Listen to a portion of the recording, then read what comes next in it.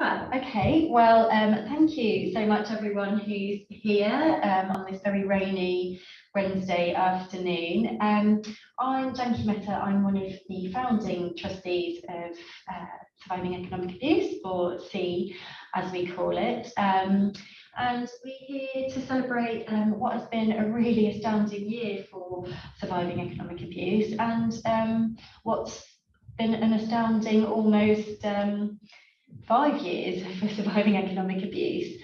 So some of you have been with us from the start, so thank you in particular for kind of coming along this roller coaster of a journey with us, and thank you also for kind of the newer friends who've joined us along the way. I think the plan was that I was going to start just with a little bit of an introduction about my experience and journey joining C.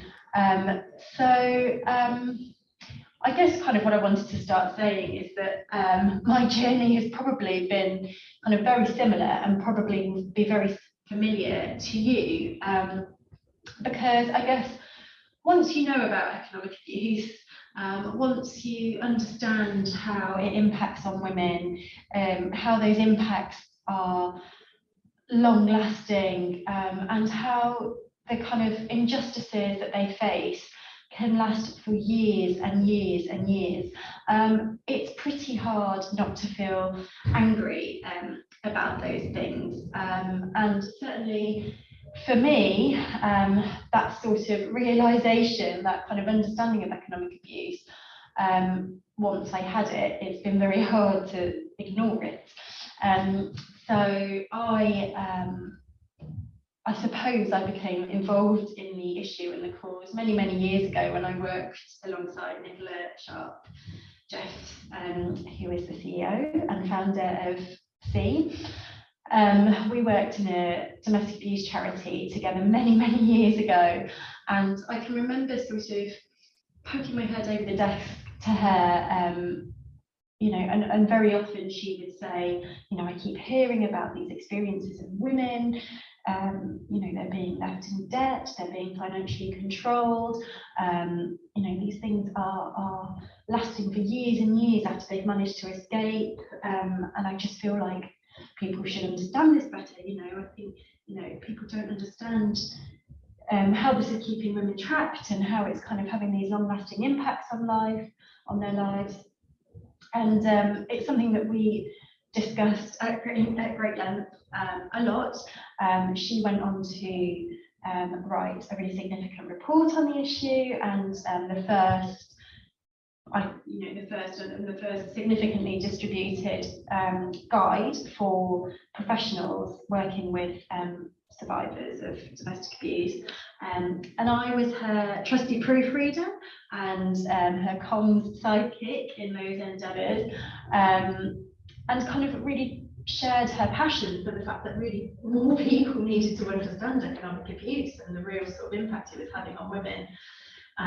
You know, at the time, very much support was focused on women's immediate needs, which is obviously incredibly important and necessary, but little resource and thought was going into those long-term impacts. So yes, I mean, Nicola and I had many, many long conversations about the issue. We would walk home together every day over Tower Bridge, and it would even go as far as brainstorming names for the charity that was going to tackle this issue. And I guess things came to a real head when Nicola, who for many years had been championing the issue in her own way and in her own time, through her newsletter, Surviving Economic Abuse newsletter and international network.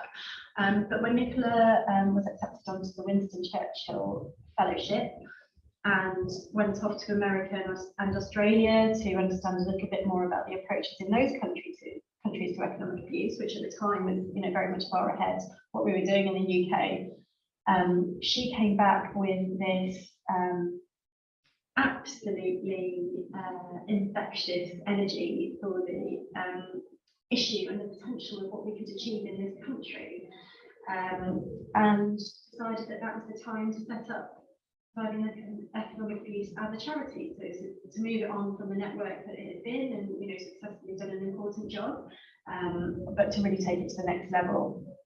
So I went along to our first trustee meeting. There were 3 trustees at the start, with Nicola and Jovial, who was our facilitator, and they were held at my offices, my work offices, on a Saturday afternoon. And really, as Slide said, it was genuinely one of the most energising, invigorating meetings I've ever been in. I really just couldn't wait to see what this organisation was going to achieve. But I guess even then I didn't quite realise the true potential of what we could do, and I could never have envisaged that 5 years on this is where we would be. I remember very clearly, very early on, Nicola was invited on to Women's Hour, Radio 4 Women's Hour, and I went along with her to the interview. The director of the programme happened to also be an alumnus of the Winston Churchill Fellowship, so had seen Nicola's report. She invited Nicola on. I went along to support, as my background is in comms. And it was a fantastic interview, and we felt really pleased with the opportunity. But then in the following few days, we started to receive emails from women, and these were, ranged from highly professional women, some of them high profile, who had been, coerced out to thousands and thousands and thousands of pounds, and other women who, their careers had been curtailed before they had even been able to start, and were really facing abject poverty. And the thing that really united them was the fact that they knew that what happened to them was unfair and it was wrong, and they knew that the experiences they were still facing, the debt that they were in, the impact on their credit rating, the poverty that they were in, was deeply, deeply unjust. But they just never had a name for it. And all of a sudden they did. And of course, we know that when you can name a problem, it is so much easier to tackle. And I think it was then that I really truly understood how important this charity was, and how valuable the work that it was going to do was. So that's just a little bit about kind of my journey with surviving economic abuse. And really and truly, I am still excited for every trustee meeting. I'm still completely energised after every trustee meeting. And I just kind of want to take a quick moment, as this event really is here to mark what's been an absolutely astounding year for the charity, just to recognise the work of Nicola and the team. They work so hard and achieve great things, but what really inspires me is the care with which they approach their work, and the respect and the responsibility they feel for the victim survivors, who they're trying to make the world better for. And also take this moment to thank our many supporters and funders who have joined us today, and those who haven't been able to join us today. Thank you to them as well if you happen to watch this back. Sometimes it can feel like a really hard ask to ask for support for a small and ambitious charity, but really, I can't thank our supporters, those of you who supported us in any way, whether that's through funding or whether through offering your support, pro bono support or expertise. Your belief in our vision that women and girls should achieve financial equality. It really means everything to us, and I'd really like to take this moment to thank you. So without too much ado, I will get on with the agenda. Just one small bit of housekeeping. You will have probably, hopefully, heard that the session is being recorded. Those of you who are participants won't be seen in the video, but just to let you know that is happening. Before I hand over to Nicola, I'll just run quickly through what the agenda is. Nicola, of course, is going to start and talk a little bit about our impact over the last year and our plans for the next few years. She is then going to introduce Natalie, who is a victim survivor of economic abuse, and she's going to share her experiences with us. We then have Sheila Sejourné, who is our new head of development. So this will be a great opportunity for many of you to meet her, I guess. And she's going to be having a chat with Nina George from the Oak Foundation, which was one of our very, very first funders very early on. So that will be a really interesting conversation about kind of the Oak Foundation's journey with us. And then we'll move on to the question and answer session. If anybody does have any questions, please do just drop them in the chat as we go along, and I will share them during the Q&A session. So thank you once again, and I'm going to now hand over to Nicola. Hi, thanks, Janky. Can you hear me okay? That's brilliant. So firstly, gosh, you took me down memory lane there with those walks over Tower Bridge and thinking back to that very first planning meeting, which was led by Jo Yule, who's the Chief Exec at Missing People and is attending today's event. I just remember I couldn't stop smiling because this kind of dream, I suppose, that I'd had for so long was finally turning into reality. And it's just so fantastic, you know, to see the participant list and so many of our supporters here today who, like Janky and Jo, many of which have been with us since the beginning of that journey, and others have kind of joined us along the way. And as Janky said, gosh, what a journey. Only 4 years ago, I was the only member of the team. The charity's income was £30,000. And we forward wind to March of 2022, and we have a team of nearly 30 now, and an income of over £1 million. And we recently undertook a strategic review of our work, and stakeholder feedback really summed it up for me. You know, the reason we have grown so quickly is evidence of how much we are needed. And that's because at Sea we do deal with one of society's biggest issues, economic abuse. And in some ways it is one of the invisible issues facing society. We now know that 1 in 6 women reports that a former or current partner has controlled or is controlling their economic resources. So by that we mean money, all those things that money can buy. So food, clothing, transportation, housing. And for those of you who are new to the issue, this control takes 3 main forms under which many different behaviours exist. So I just wanted to run through those so we all understood the experience of victims and survivors. So first of all, we see restriction. So that might be preventing a partner from having a bank account or making them ask to use their own car. It's exploitation. So it might be taking a partner's wages or perhaps making them perform sexual favours in exchange for food and other basic necessities. And we see sabotage. So that might be things like cutting up a partner's clothes so that they can't go to work, or perhaps destroying their credit rating by taking out loans in their names and then not letting them pay that money back. And these behaviours can create economic dependency on an abusive partner, or they can create economic stability for the victim or survivor. But whatever the outcome, the impact is the same. Women don't have the resources that they need to leave and to rebuild their lives safely. And it means they're forced to stay for longer than they want to. So inevitably, they experience more harm as a consequence, because we know that economic abuse very rarely operates in isolation, and it is interwoven with emotional, physical, and sexual abuse. So through economic control, abusers limit women's freedoms, they steal their futures, and in far too many cases, they take their lives. So those statistics that I just talked through, that 1 in 6, that means that many of us on today's call will have experienced economic abuse, and it will have been experienced by many women that we know, so our family, friends, neighbours, and work colleagues. It's happening at such scale, but like I said, sometimes it feels like it's invisible. Few people are aware of it. As Janky said, even those who are experiencing it.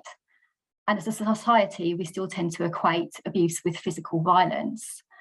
So as Janki explained, that's why I founded C, to shine a spotlight on economic abuse. And we're here to stop that harm, to save lives. And ultimately, we want to end economic abuse forever. Now at C, we've always known that for every individual impacted, economic abuse is a crisis. Yet the past few years, I think, have been unlike, anything any of us have ever known. As the global pandemic has unfolded and continued, so has the urgent need for our work. And safety measures in response to the pandemic, unfortunately, inadvertently provided more opportunities through which abusers could exercise economic control. But luckily, with that increased need did come increased funding for our cause. Our income doubled, allowing us to grow both our team and our infrastructure. And we were able to take on new projects in support of our mission, which is to raise awareness of economic abuse and transform responses to it. So many of you will have received the impact report and I hope have had a look at it. So I'm just going to highlight some of the work that we've been doing. So on the awareness raising side, we built on our success to have economic abuse named and defined within the Domestic Abuse Bill. And in the financial year 20 to 21, we worked closely with peers, academic Sandra Vina, and the domestic abuse sector for an amendment to the bill to make post-separation abuse, including economic abuse, a criminal offence. And in fact, as Facebook continually reminds me, it was a year ago yesterday that the government announced that it would support and bring about this change. So, really close to coming into force and making the difference that it will in terms of protecting those who need it. Along with our partner Money Advice Plus, we work closely with scriptwriters of Coronation Street on a coerced debt storyline. So you'll be seeing an image from that storyline on the slide right now. Now, coerced debt is experienced by 6 in 10 victims of economic abuse, and it can leave them, as Janki said, having to pay back money which they never saw for years and years after leaving.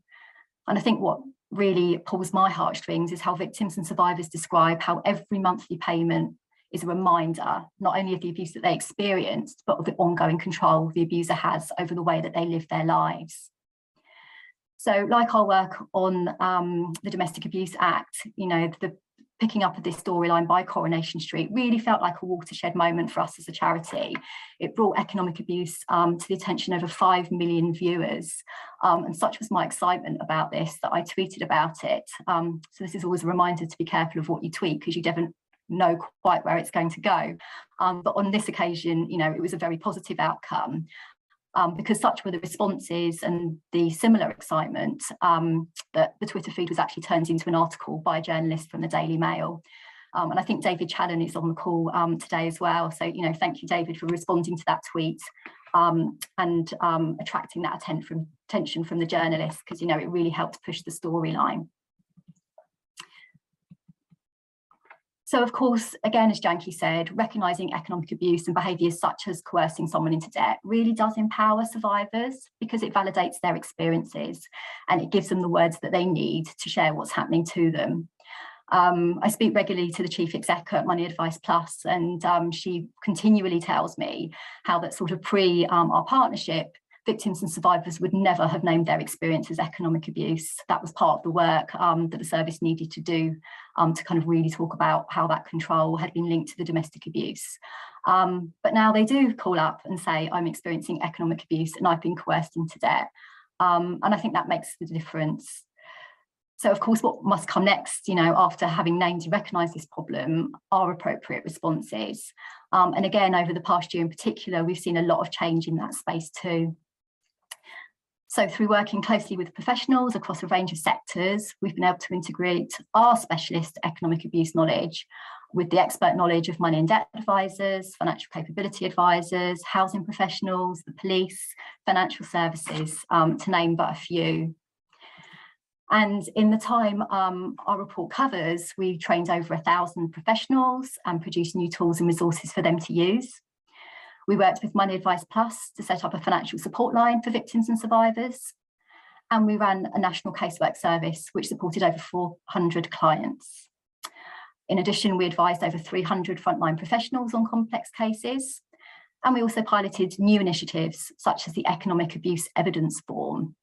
So modelled on the mental health evidence form, this enables a debt advisor to explain to a creditor why the individual is in debt.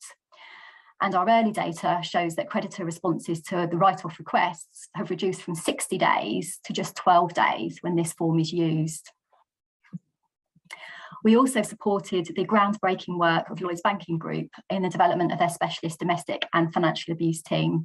And again, I'm just blown away by the work that is being done in that space. And I think, again, Fiona's on the call, who's kind of really led this work. And of course, all of this would just not be possible without the expert spy experience. So when Janky talked about women sort of reaching out after the Women's Hour interview back in 2017, there was so little that could be done, nowhere I could really signpost them to. So I asked them to join the journey with us. I asked them to work with us to make that change for other women. And I'm always bowled over by their generosity in how they do that.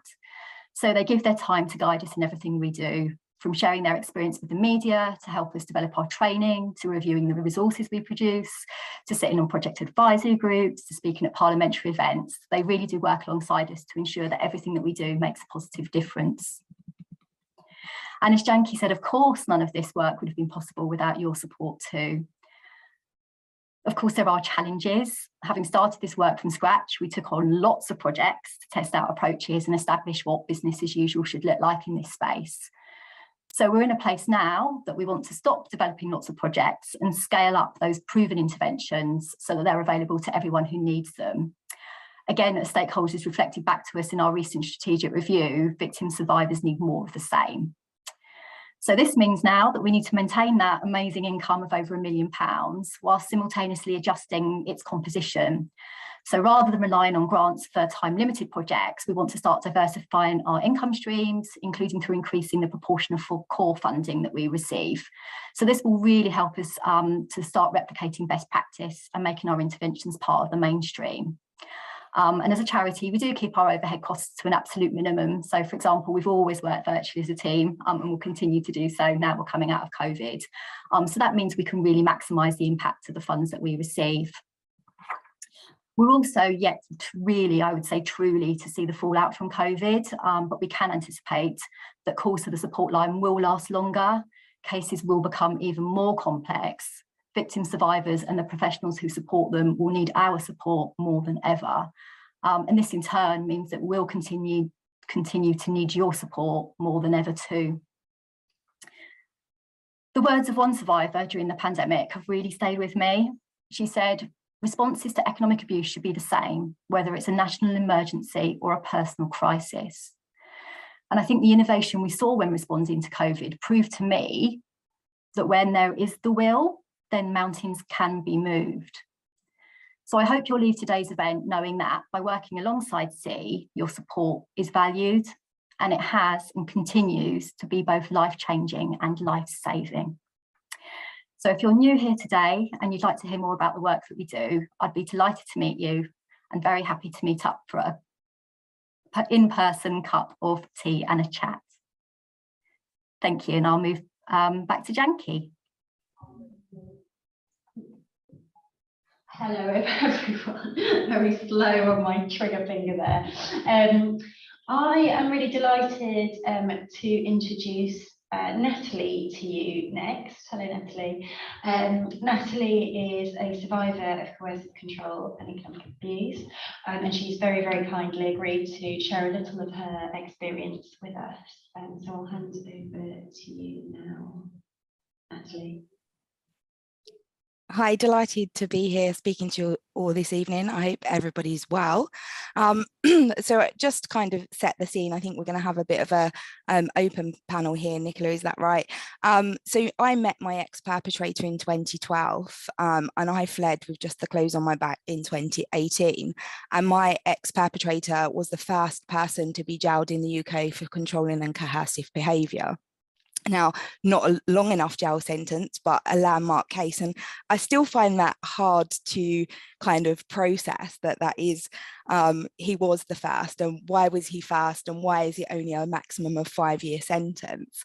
But absolutely delighted to be here to share my journey to help other people, and share the amazing help and support that I've had from Dr. Nicola and Surviving Economic Abuse, because it's changed my life, and I hope it gives hope to other survivors and victims of domestic abuse by understanding coercive control, because actually it sits at the heart of domestic abuse. And I think it's important to say, when I fled and reported to Essex Police, it was absolutely recognised that I experienced financial and economic abuse, but there was nothing we could do about it at that particular time. Yeah, and I remember you saying that to me, Natalie, because you kind of, I think we met at an event for employers, didn't we? We did. And you've been talking about your experience of coercive and controlling behaviour and how some of the economic impact was still affecting your daily life. And I'm wondering if you could tell us a little bit of the situation you were left in. Yeah, absolutely. It was, we kind of, I fled and I reported to the police, and actually my ex-perpetrator was held in remand from the moment he was arrested to when he was sentenced. So that kind of gave me a breathing space to kind of try and claw and understand what the next steps could be, because all I could kind of vision in my head is that I'm going to be in debt for life. I've got no way out of here, because the amount of debt that I was in was over £80,000, which is a hell of a lot of money. And some people still now say to me, how is this possible that somebody got you into that kind of situation? And actually it's a drip feed effect over a number of years. And like I say, I met my ex-perpetrator at work in 2012. And I work in a hugely male-dominated industry. I work in the railway industry for a huge contractor. So the 80 grand, and I say 80 grand plus because actually, if I'm honest, I've never sat down to work out exactly how much, because I think it would be really hard to process kind of how much more could somebody be in debt. But kind of a couple of examples, bank loans. So in 2015, he fractured my femur, which was absolutely horrendous. And I was going through the process of trying to get it better, healing, and he took my phone off of me and went into my mobile banking app, because he could just put my finger on it. I was under so much medication at the time. To be honest, I didn't really know what day it was. And he applied for loans on my bank account in my name. And it went straight from my bank account straight into his bank account. So luckily, there was kind of a streamline of tracking that. But there'd been other examples where he'd take me to the bank and make me get money out, whether that's from a credit card. I had a couple of credit cards, although quite minimal amount, like a couple of £100. If you know, you're the experts in this sector, like it's a lot of money that you have to pay back. One of the biggest and hardest things which we worked together really closely, Nicola, on was, now I'm very privileged that I have my own company car, so I didn't need a finance for a car. He was self-employed, so he always said that he could never get credit. Now, he set up this finance in my name. I had nothing to do with it. The only thing that I did have to do was go sign the paperwork, and he literally dragged me to the car showroom and made me sign the paperwork. And I never forget the girl that was working it was like, you don't seem very excited. And I was thinking, please do not get finance. Please do not get finance. Please do not approve me. Because an X5 is a hell of a lot of money, brand new, fully loaded. And I was like, please decline it. There must be something wrong. And I was like, I'm not excited. And there was I don't think anybody knew what to say to me to kind of, it's in my name. We should never be in a position where somebody can settle that up in your name. And I even took the X5 back. I should have taken legal advice at the time. It was at the height of extreme domestic abuse that included physical abuse. And I should have got advice to chop in the car for a lower, so for a X1. I didn't, and I explained the situation. So they gave me another car, which was really not that cheap considering it was fairly old. older than the new one, and then I had to still pay off the finance of the X5, but I'd had that X5 for nearly 4 years. So I was like, what do I do? So I kept paying it off, because obviously I was told that if I don't pay it off, more financial issues are going to come my way. I'd already had debt collectors at my door from my ex-husband, getting constant parking tickets. He always parked in disabled parking spaces and had no right to do that, but of course it's all in my name. So everything's like kind of coming back to me. So, you know, with regards to like, I felt like it was never ending. Nicola, do stop me, because I could talk about this. I know, and you know, it was so difficult for you. You were surviving. You know, it's so easy to retrospectively say, oh, I should have done this and I could have done that. Yeah. But you know, you were surviving. You know, this was his responsibility. I'm always struck by the moment that you knew when you had to get out, because it overlaps with economic abuse in so many ways. And I wondered if you could just share, you know, what he took you to do, which made you realise that you did need to leave. Yeah, there was like, people say to me quite often, what was your turning point? What was your light bulb moment? And it was actually horrific. He dragged me to the pawn shop to pawn my engagement and wedding ring. And at that moment in time, that changed for me. I was like, this is not love. You do not do that to somebody that you are, you know, in a marriage with, in a relationship. Like that hurt. And I was just like, you know what, this is the time for me to be like, no, I cannot take any more of this abuse. I am not going to live like this anymore. I want to be free, and I need to be free. And also the other turning point was my sister-in-law was pregnant with my little niece, who is now 3, and she was kind of like my savior. For sure. I mean, obviously she hadn't been born at the time, but I just kept that hope that there was something there for me to kind of, sounds really depressing, and I do want to turn it around at the end to hope. Like, she was my reason to keep on surviving. Thanks for sharing that, Natalie. I'm just going to rewind a little bit to a call I got very, very early one morning when I was on the train in the way into London. And I remember looking at my phone and thinking, goodness me, who's calling me this early in the morning? I very nearly didn't answer the call, but something made me do so. And it was you on the other end. And we both ended up crying. And I wondered if you just would mind sharing with the participants here today what news you were phoning to tell me about, and the difference it made to your life, because that's what really made me so emotional. I always, for me, I wish I could say that I get up at a reasonable time in the morning. I get up at 4:30 in the morning, so it's super early. And I always think, like, I go to call people, I'm like, no, you can't call people.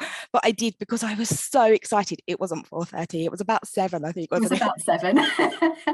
But it was still really early. And so I'd been through the process of looking at support from legal aid. That wasn't possible because they only look at my incoming.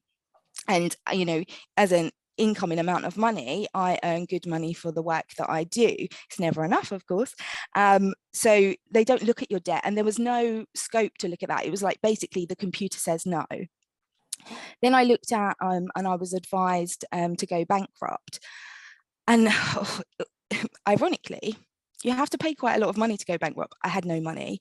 I was in such debt that, in actual fact, my dad was the one that kept me kind of, it's the basics: diesel in my car, food, lunch, you know, the real basics of stuff of somebody that's earning wages should be able to comfortably survive on.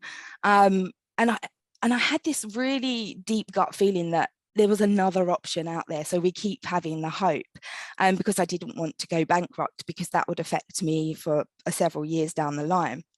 So I was passed over through Dr. Nicola to the Lloyds Banking Group, who had set up a domestic abuse support team, who were phenomenal. I explained my story just once. It was a lengthy phone call. There was notes made, there was passwords set up, and we went through absolutely everything. And obviously I had a lot of proof of stuff.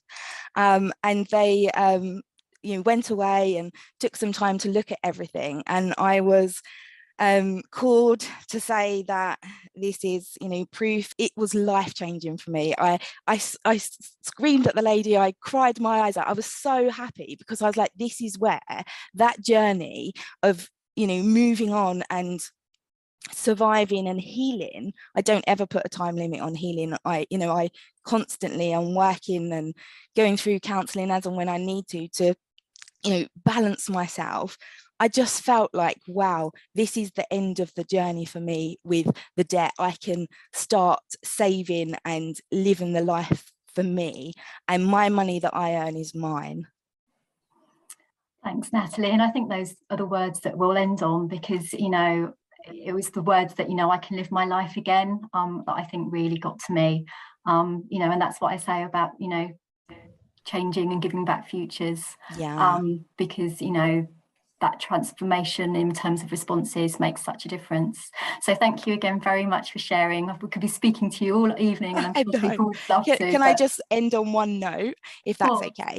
Because I want to inspire hope, and that's the only reason why I share my journey in all different aspects, because actually I'm now debt-free, and I'm looking in the very near future to get a mortgage. So such hope and such delight, and it wouldn't have been possible without you, Nicola, and the team at Surviving Economic Abuse. And I just say to everybody on the call, are you doing enough for victims and survivors of domestic abuse? And I'll leave that there. Thank you.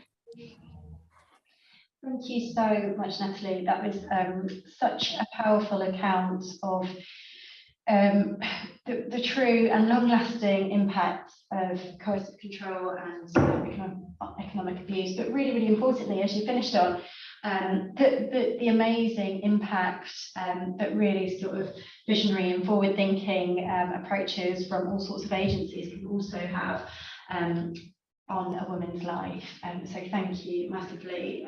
It's not easy to share your story, and we hugely appreciate it. There's a lot that we couldn't do without the bravery of women to share their own story.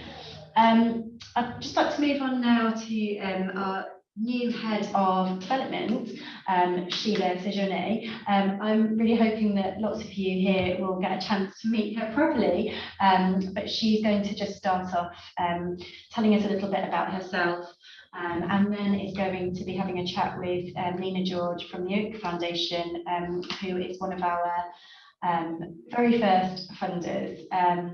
So thank you, Sheila. Just before I hand over, if anybody does have any questions, please do add them in the chat. We're running a tiny bit over today, but it would be great to answer some of your questions if we have time.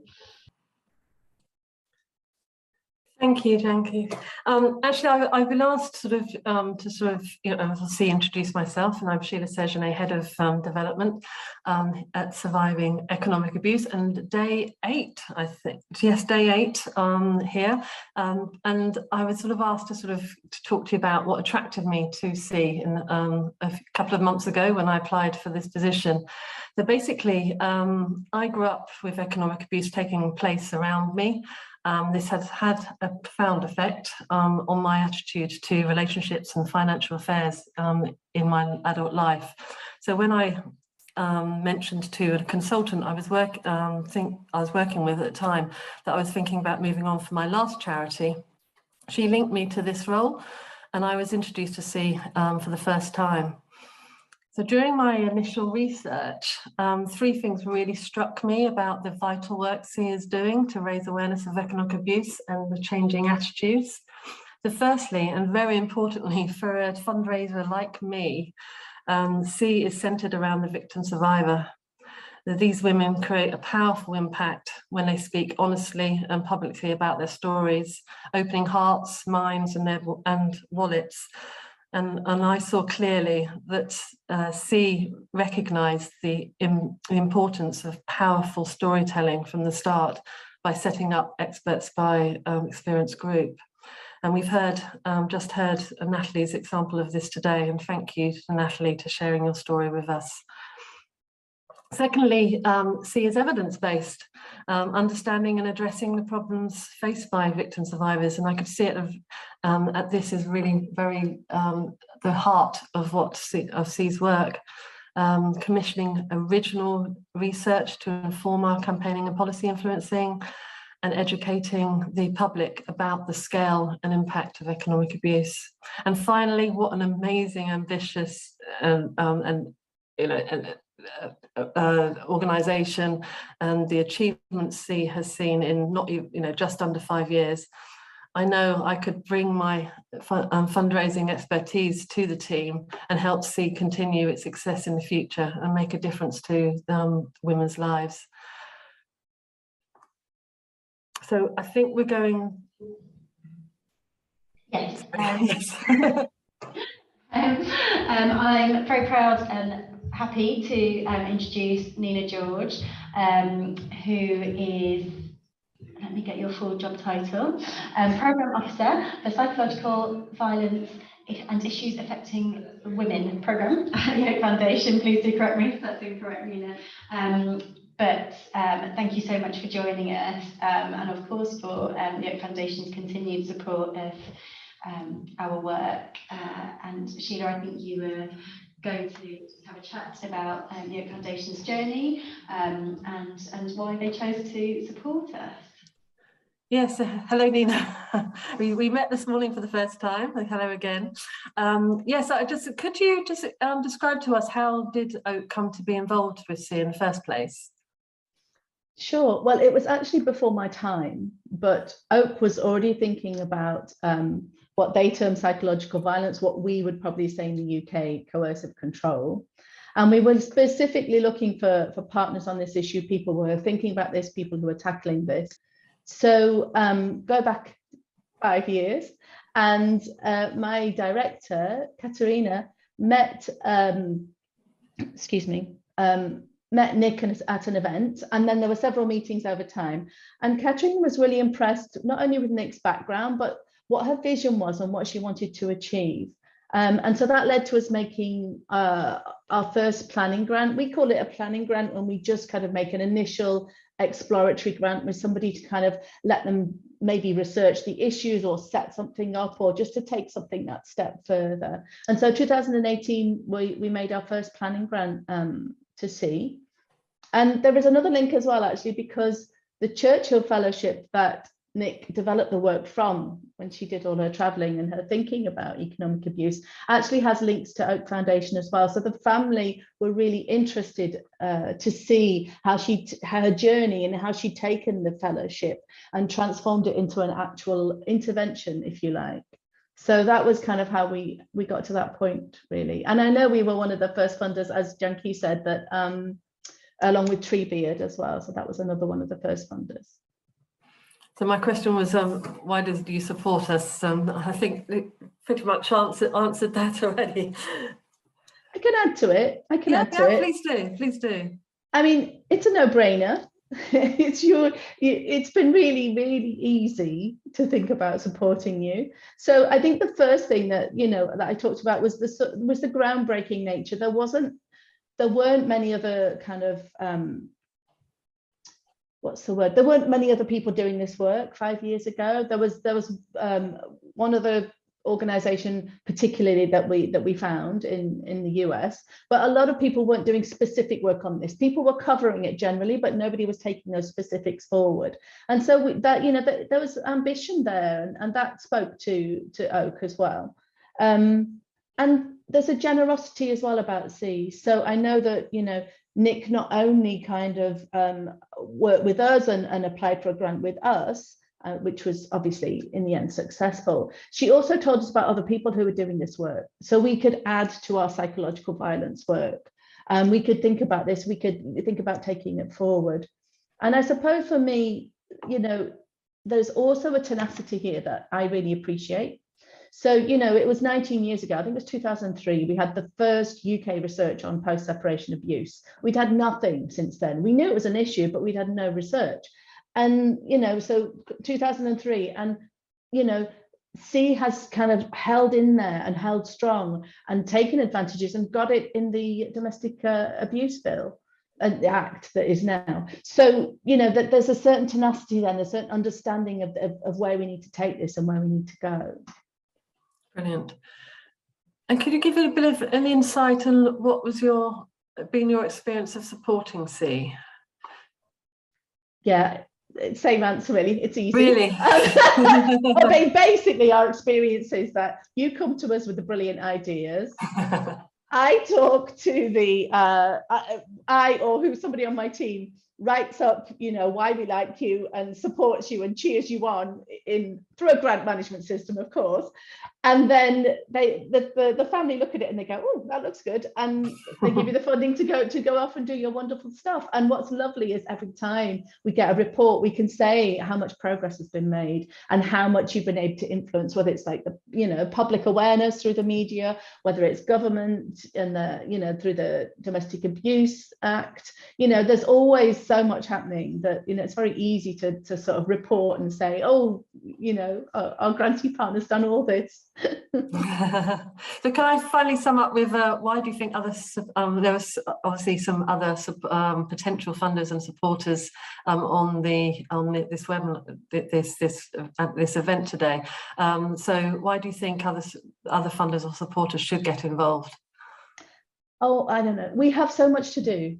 We have so much to do. I mean, C has made the most amazing start. I really feel that they have come on so much in those 5 years. But there is so much more to do. And, you know, there's, you know, it's so many things, isn't it? It's supporting, you know, women like Natalie to kind of, you know, deal with her situation and walk alongside her in her journey. You know, what she shared with us was precious there. What she shared with us was, you know, her own strength, but somebody walked alongside as well. So there's that part of the picture. You know, we really need to get a grip on this issue. Even if there are lots of other issues that survivors are experiencing, money is always going to help them out of that. You know, we live in a society where you have to pay for everything, where resources are everything, you know. So that's another reason. The other reason is that, you know, C can skill up people. They skilled up our trustees. You know, they've kindly offered training sessions for our trustees. They've come and informed them, you know, and so it helps them understand. So, you know, for other foundations, I'd say, you know, it's invaluable to have the trustees understand on the ground what's happening. And then I suppose finally is that I think that you are deliciously ambitious. That's the phrase that I quite often use when I'm talking about you to people. And I think we should all be so. I think we should all be so, not just because there's so much to do, but because of the principle of it. It's really not acceptable that survivors not only have to survive, that they're in poverty. You know, there isn't a world in which that's okay. And so there's a huge principle there about is how do we gather around people? How do we support survivors? You know, how do we kind of make it so, you know, when somebody's taking out a loan on a car, somebody picks up and, like Natalie said, you know, this is her experience. That really struck me. It's like, so somebody can say, do you really want to do this? Are you sure you want to do this? You know, and knows what to do and knows not to keep silent. That's such a little thing, but it's such a huge thing as well. And I think we, you know, there is this principle that it's not acceptable, and that there's something that we need to keep working to change. You know, it's within our grasp. It's really, you know, it's really not that hard.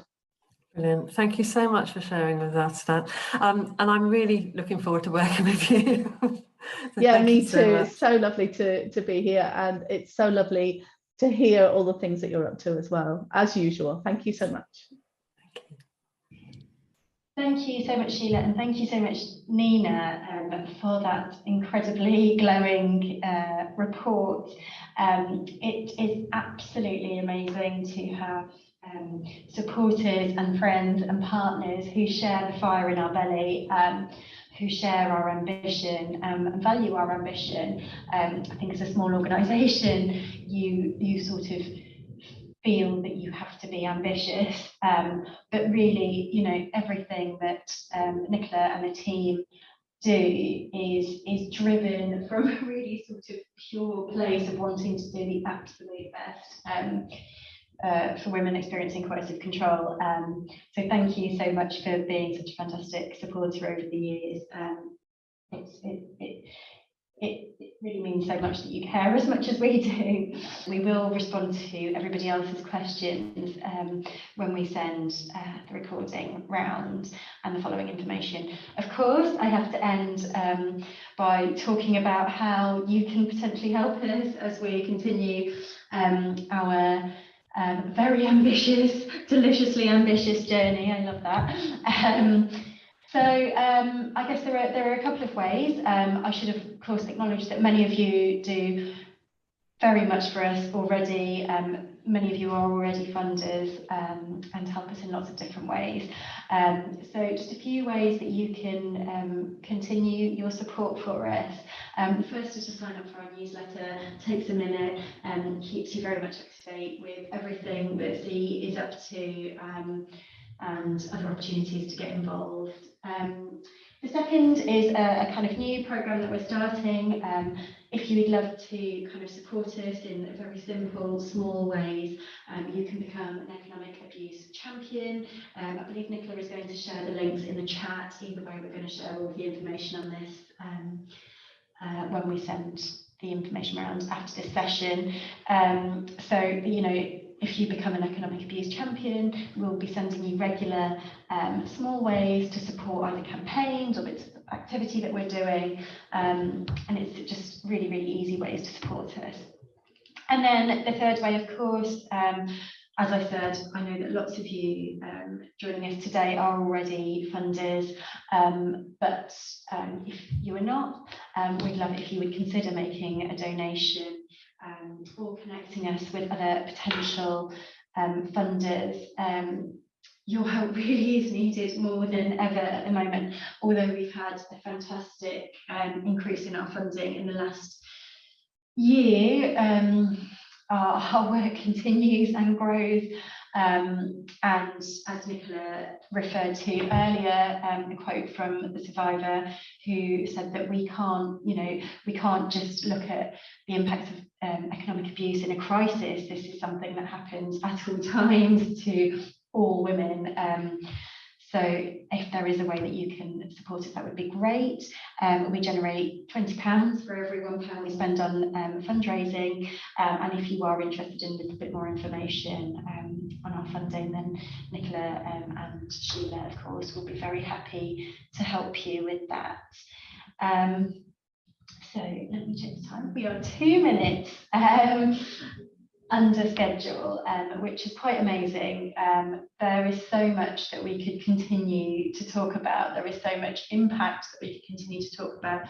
And of course, it would have been amazing to hear more from Natalie too, who was an amazingly powerful speaker and really brought to life kind of why we do what we do, and you know, really the impact that can be made on women's lives. I mean, to hear that Natalie is now looking to get a mortgage really is inspirational. It's inspirational that Natalie has got to that point, but also inspirational to hear about, you know, the really visionary support from the Lloyd Banking Group that you know really helped to get her to where she is now.